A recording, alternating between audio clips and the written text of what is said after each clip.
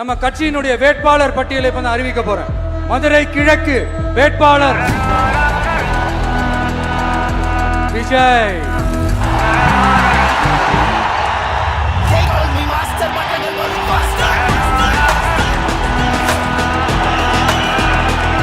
மதுரை மேற்கு வேட்பாளர் விஜய். மதுரை மத்தி வேட்பாளர் விஜய். மதுரை தெற்கு வேட்பாளர் விஜய். மதுரை வடக்கு வேட்பாளர் விஜய்.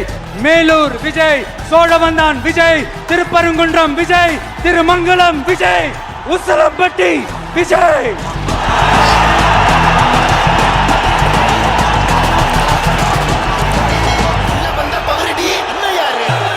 என்னடா எல்லா தொகுதியிலையும் ஒரே வேட்பாளர்னு பாக்குறீங்களா?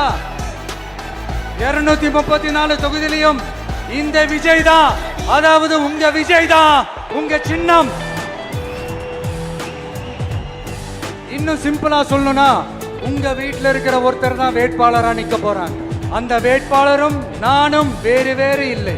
நீங்க அவருக்கு ஓட்டு போட்டீங்கன்னா எனக்கு ஓட்டு போட்ட மாதிரி, இந்த முகத்துக்காக நீங்க ஓட்டு போட்டீங்கன்னா உங்க வீட்டுல இருக்கிற உங்களுடைய வேட்பாளர் ஜெயிச்ச மாதிரி.